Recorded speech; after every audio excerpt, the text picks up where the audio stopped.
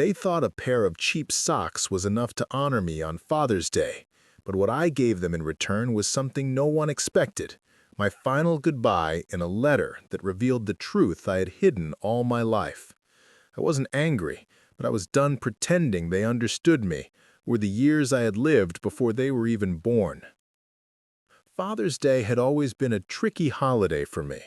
As a father, and now a grandfather, I never asked for much, never wanted much, truthfully. Before we jump back in, tell us where you're tuning in from. And if this story touches you, make sure you're subscribed, because tomorrow I've saved something extra special for you. My joy came from seeing my children and grandchildren gathered under one roof, laughing, talking, eating too much potato salad, and sharing stories that had little to do with me and everything to do with their busy lives.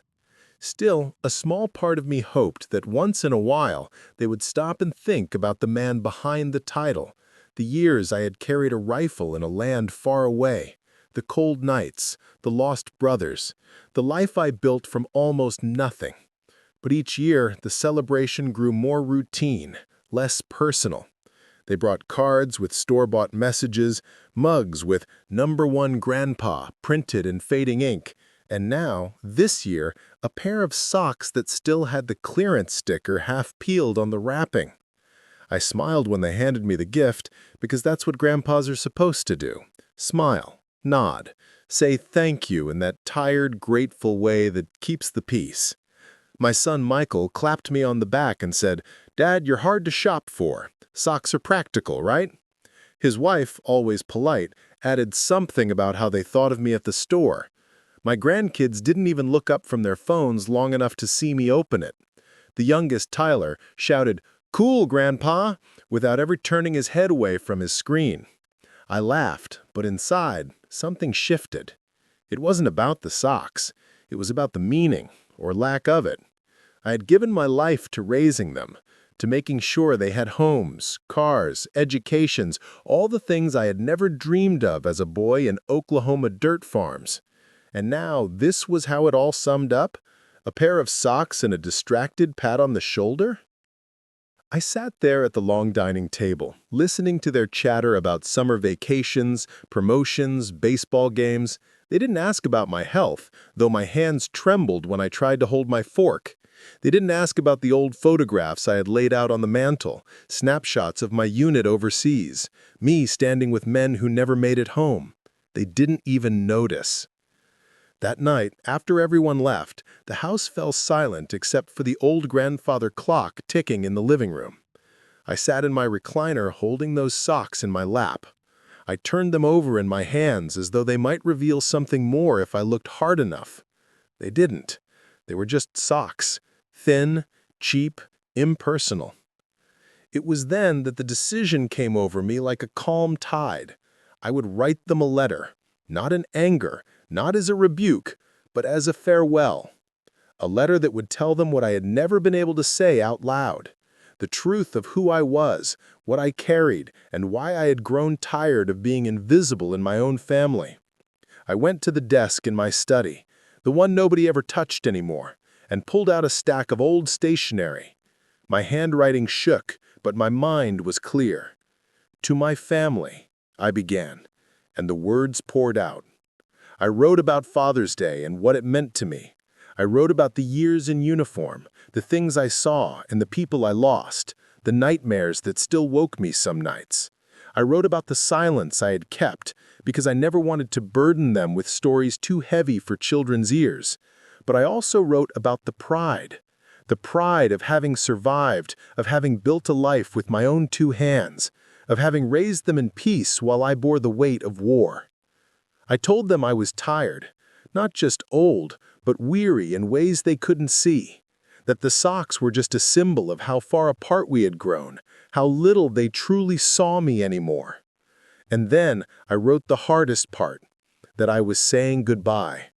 Not because I didn't love them, but because I needed them to finally see me, even if it was through the shock of losing me. By the time I set the pen down, dawn was breaking. I folded the letter neatly, slid it into an envelope, and placed it in the center of the dining table where they would see it next time they visited. I didn't cry. I didn't rage. I just felt still, as though I had finally said what needed saying. In that quiet house, I realized Father's Day had given me something after all. Not socks, not cards, not laughter. It had given me the courage to leave them with the truth. Whether they would understand it, that was no longer mine to control.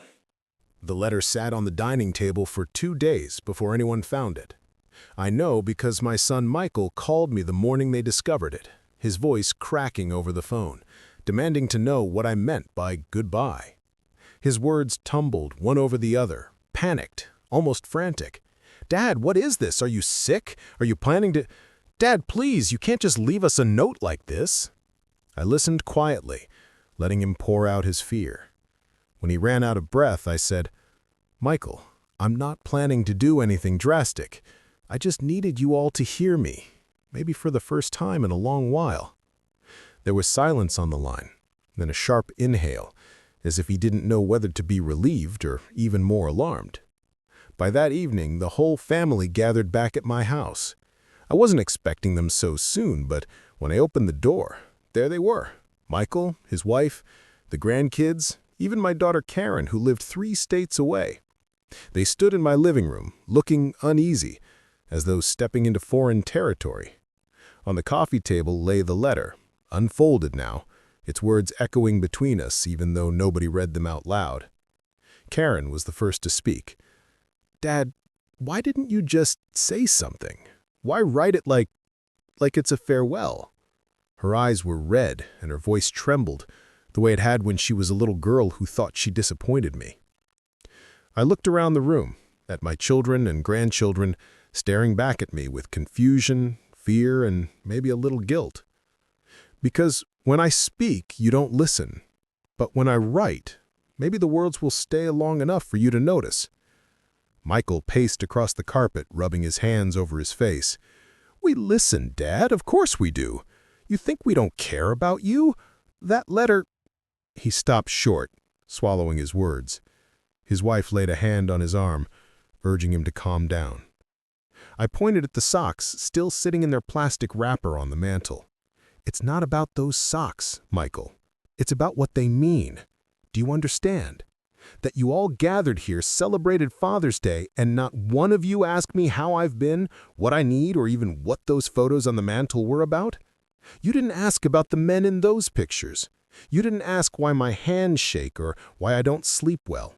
You laughed, you ate, you talked about yourselves. And I smiled and kept quiet because that's what you've come to expect of me."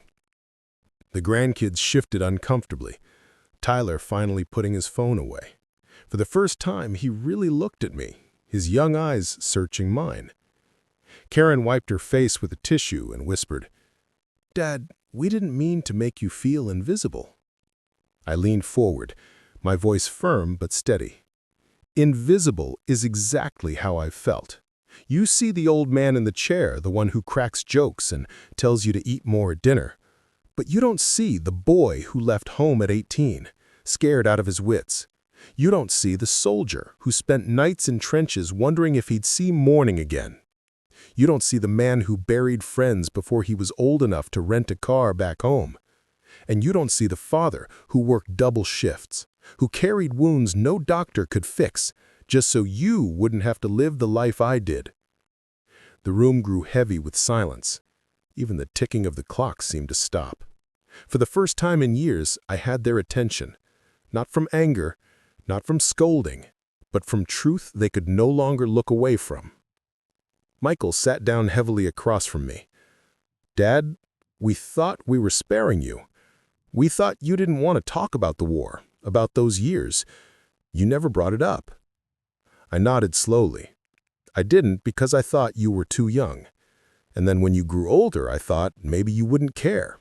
So I let the silence build. But silence becomes a wall. And now, you don't know me at all." Karen reached across and squeezed my hand. Her tears slipped onto his wrist. "Then tell us everything, Dad. We're here now." I looked at her. then at all of them, their anxious faces, their restless hands. Preparing and narrating this story took us a lot of time, so if you are enjoying it, subscribe to our channel. It means a lot to us. Now back to the story. Their sudden vulnerability. Are you ready to hear it? Really hear it? Because once I start, you can't go back to seeing me as just Grandpa in the recliner. You'll have to see me as the man I was and the man I still am. The grandkids, who were so quiet until then, all nodded together. Tyler, the youngest, said softly, "I want to know, Grandpa." So I stood up, my knees aching, and walked to the mantel where the photographs waited in their frames. I held one up, the one with me and my unit, grinning in the desert sun, though we were half starved and half scared. I pointed at the men beside me. This one never made it home. This one died saving my life. This one left behind a daughter he never met. As I spoke, their faces shifted. Guilt melted into shock, shock into sorrow, sorrow into something I hadn't seen in a long time. Respect. "Those socks," I said, holding the pair up at last, "are nothing compared to the weight I carry every day. But I don't need expensive gifts. I need to know that I'm not forgotten, that the years I gave up mattered to someone other than me. That's why I wrote that letter. Not to scare you, to wake you." Karen sobbed quietly. Michael covered his mouth with his hand. And in the silence that followed, the confrontation was no longer between us. It was between them and their own neglect, their own blindness. The silence in the living room lingered like a heavy fog, and for a moment I thought none of them would speak. My children and grandchildren stared at the photograph in my hand as if it were some relic from a history book, not the life of the man sitting across from them. But then Michael's voice broke through. "Dad, I don't know what to say. I didn't realize how much you've carried." I lowered the photo gently back onto the mantel. "That's because I never showed you. I wanted to shield you from it. But sometimes, in trying to protect the ones we love, we end up building walls that keep us apart." Karen reached for another picture frame, one of me as a much younger man standing stiff in my uniform. She studied it as if she were seeing me for the first time. "You were so young. Younger than Michael was when he had his first child, and you went through all of that. Alone?" "Not alone," I corrected her quietly. "I had my brothers in arms, but one by one I lost them. And when I came home, I didn't know how to explain it to anyone, so I buried it deep. I built a family, worked hard, tried to forget, but forgetting is impossible. You just learn to carry the weight more quietly." My grandson Tyler sat forward, his eyes wide. "Grandpa, is that why you sometimes wake up at night yelling? Mom always said it was just bad dreams." I gave a small nod. "Bad dreams, yes. Dreams of the past that never really end. I never wanted you kids to see me as broken. I wanted you to see me as strong, as steady. But strength isn't pretending you don't hurt. It's standing up every day and living anyway." Their faces softened, the tension in the room shifting into something deeper. They were beginning to understand, not just the man I had been, but the man I still was. And that was the moment I realized it was time to show them more than just stories. "Follow me," I said slowly, rising from my chair. They trailed after me down the hallway, through the narrow door to the basement. It was a place I rarely let them go, not because there was anything dangerous there, but because it held pieces of me they had never asked to see. I flicked on the light, and the room came alive with decades of memories. Medals framed on the wall, dusty footlockers stacked against the far side, a folded flag in a glass case sitting in a place of honor. There were journals, too, worn leather covers filled with years of words I had never spoken aloud. Karen gasped. Michael just stood frozen, his mouth slightly open. The grandkids wandered in wide-eyed, drawn to the glint of bronze stars and silver ribbons. "This is my life," I said quietly. "The part you never knew. Every medal here isn't just medal and ribbon. It's a story, a sacrifice, a life saved or a life lost. And every journal holds the pieces of me I couldn't bear to put into words at the dinner table." I lifted one journal, flipping it open to a page where my handwriting slanted and hurried, desperate lines. This was written the night after a mission where we lost 3 men. I wrote it so I wouldn't lose my mind. I wrote it so I'd remember their names long after the world forgot them. Karen touched the journal with trembling fingers, her tears falling freely now. Michael picked up the folded flag, staring at it as if it weighed 1,000 pounds. "Why didn't you ever tell us about this, Dad?" he whispered. "Because I wanted you to have peace. I didn't want your childhood to be filled with stories of blood and loss. I wanted you to grow up free. Because that's what we fought for. But in protecting you from the truth, I made you blind to who I really was. And maybe, just maybe, blind to what I needed most, your understanding." Tyler's voice was small but clear. "Grandpa, I'm proud of you." Those words pierced deeper than any medal ever had. My throat tightened, my eyes stung, but I held myself steady.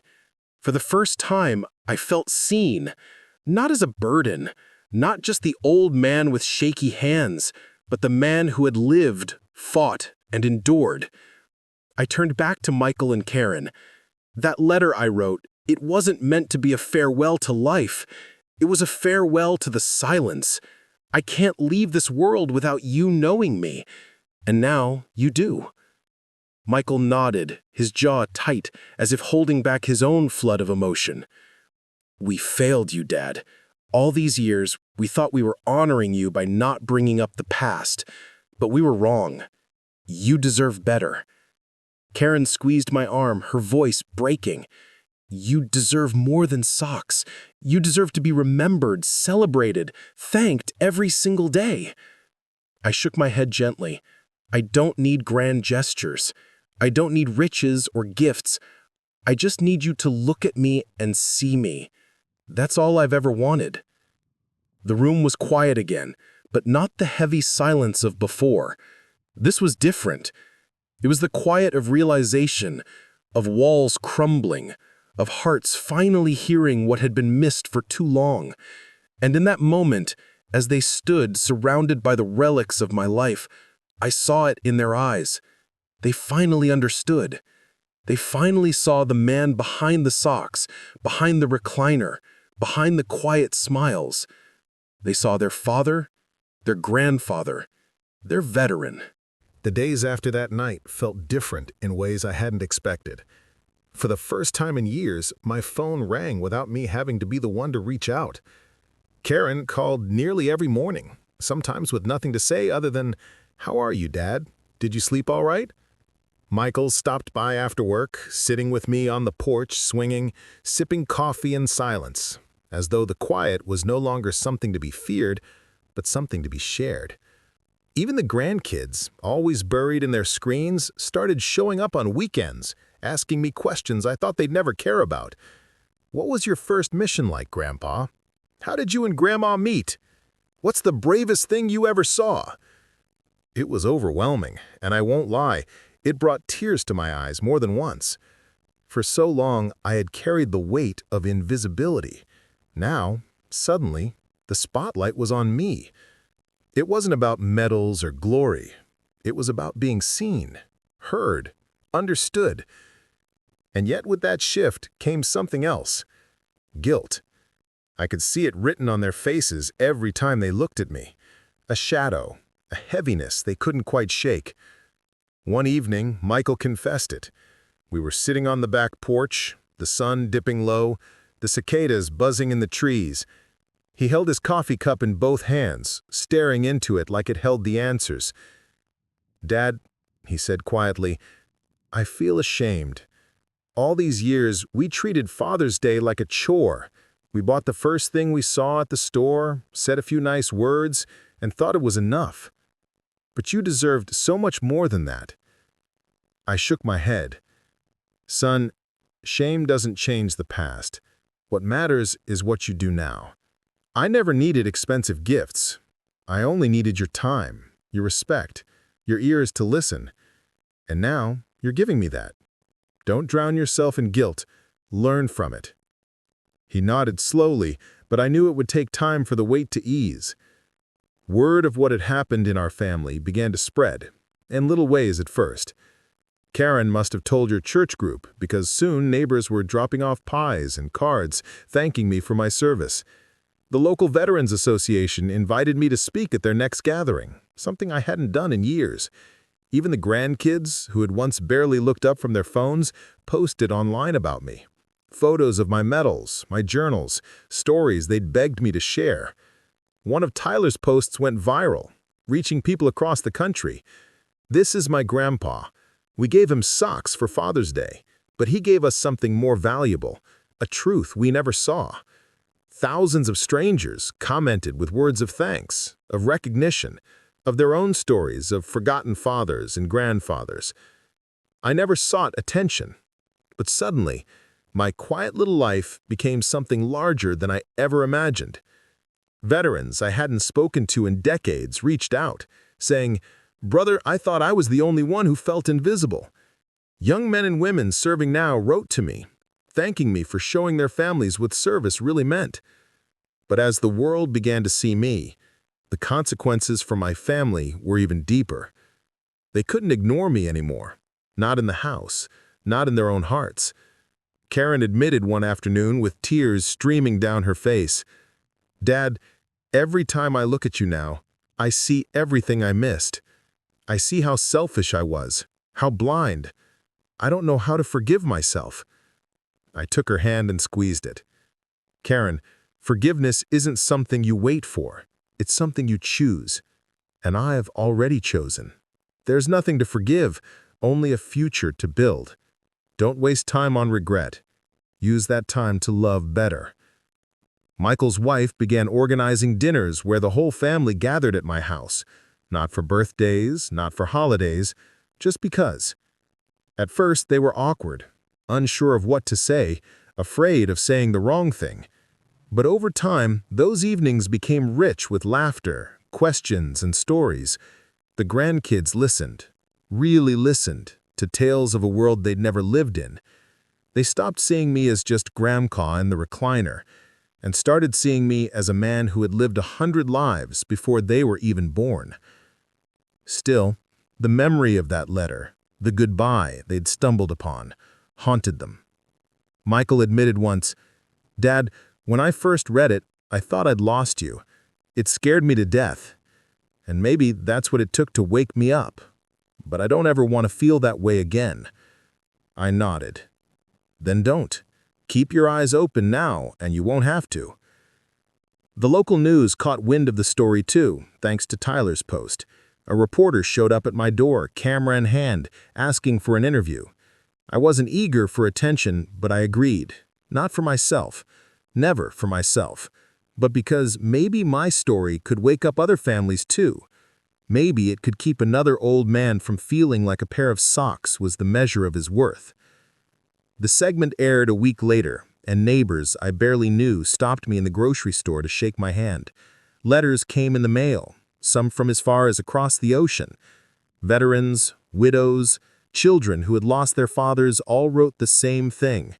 "Thank you. You spoke what we couldn't." It was humbling, to say the least. All I had wanted was for my family to see me, but the consequence of speaking up was that the world saw me too.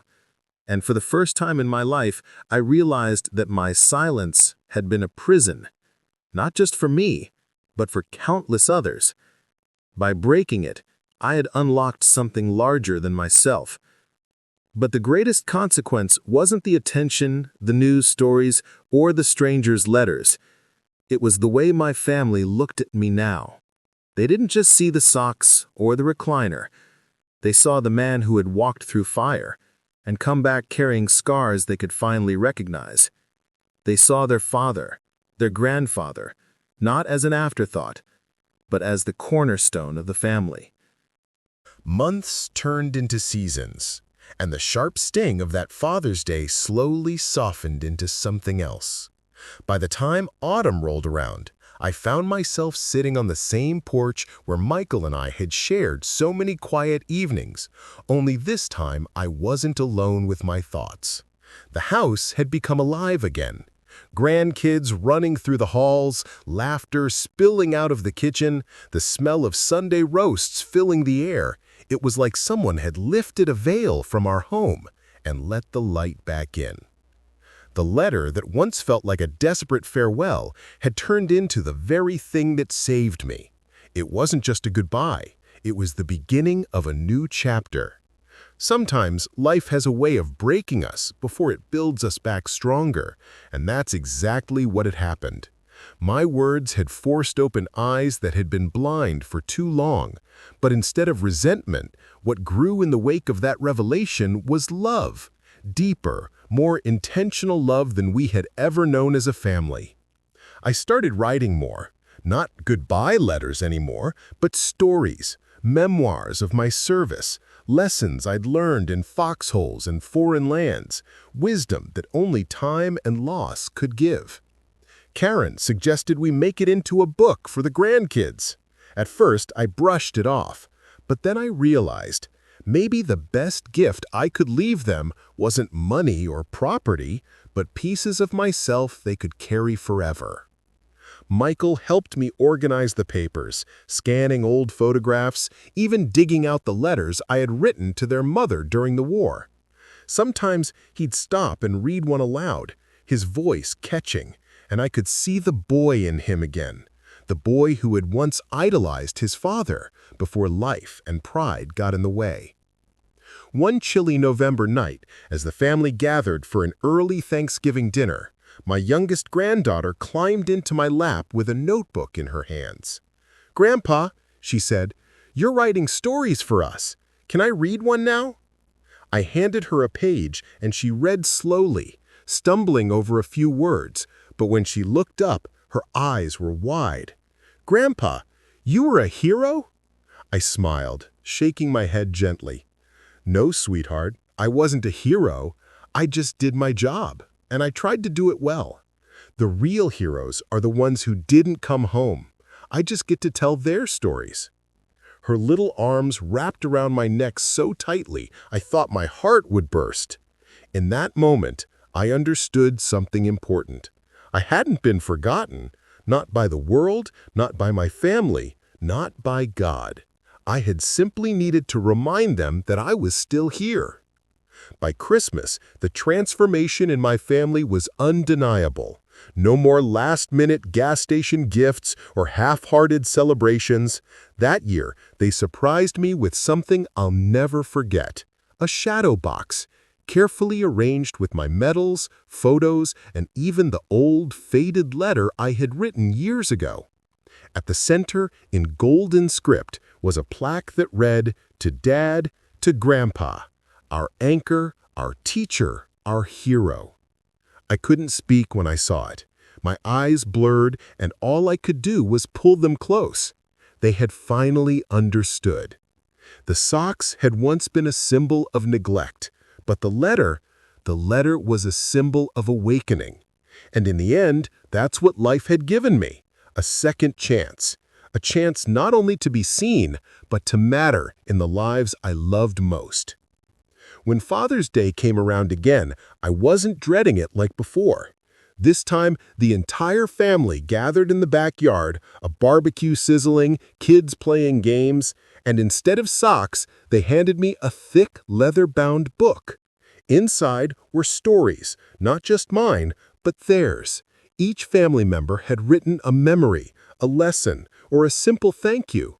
Some were short, some were clumsy, some made me laugh until my ribs hurt, but every page was filled with something more valuable than gold: sincerity. I realized then that the real gift of Father's Day wasn't the socks, the tie, or the tools. It was legacy, the kind that doesn't fade with time or wear out with use, the kind that lives in the stories we pass down, in the love we show, in the courage to speak when silence becomes too heavy. Now, when I look at that letter I once thought would be my last, I don't see despair anymore. I see the turning point that gave me everything I thought I had lost. I see a reminder that sometimes the loudest way to speak is through the quietest words. And if there's one lesson my children and grandchildren will remember long after I'm gone, I hope it's this: don't wait until someone writes a goodbye to finally see their worth. Love loudly, listen deeply, and never ever let the people who gave you everything feel like they are nothing. Because life is short, and in the end, it's not the socks or the shadow boxes we'll remember, it's the moments when we truly saw each other. That was my gift to them, and theirs to me. Not a goodbye, but a beginning. Up next, you've got 2 more standout stories right on your screen. If this one hit the mark, you won't want to pass these up. Just click and check them out. And don't forget to subscribe and turn on the notification bell so you don't miss any upload from us.